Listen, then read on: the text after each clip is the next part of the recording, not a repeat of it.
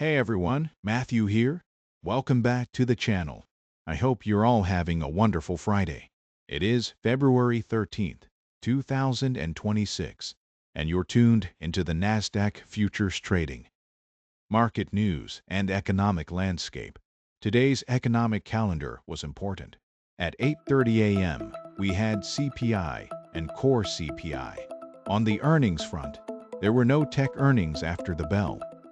Overnight session. When futures reopened at 6 p.m., the index dipped, and our robot entered a short position. Pre-market data and volatility. During the early morning hours, the market was quiet. Ahead of the CPI data, our short position was closed for a loss. At 8:30 a.m., CPI came in at 0.2%, down from 0.3%. and Core CPI at 2.5%, down from 2.6%.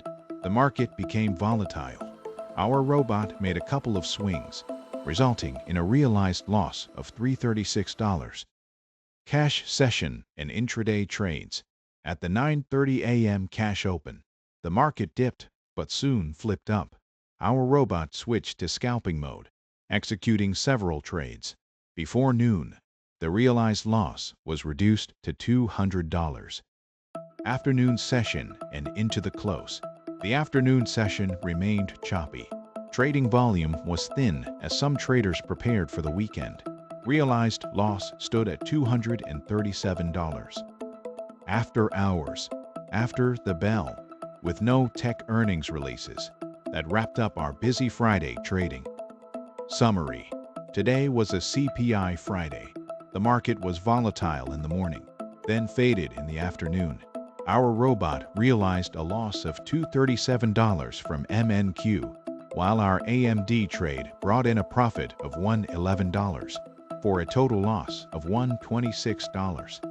This week, we had 3 winning days and 2 losing days, with a total weekly profit of $1,103. Thank you again for tuning in. I'm Matthew, wishing you all an amazing evening. I'll see you next week for the next Nasdaq Futures Trading.